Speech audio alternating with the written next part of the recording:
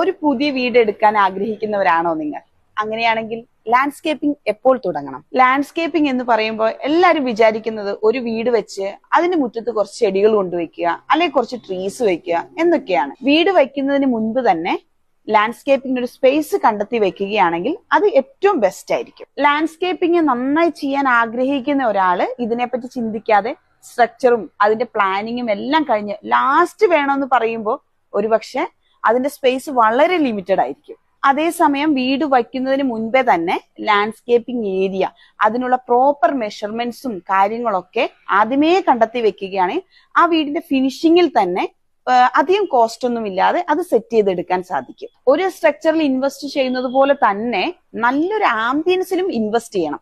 നമ്മുടെ എല്ലാ വീടുകളിലും ഒരു ചെറിയ ലാൻഡ്സ്കേപ്പിംഗ് ഏരിയ എങ്കിലും സെറ്റ് ചെയ്തെടുക്കണം. ഏദൻ ഗാർഡൻ ആൻഡ് പോട്ട്സ് വരുന്നത് പയ്യന്നൂര് നാഷണൽ ഹൈവേയിലാണ്.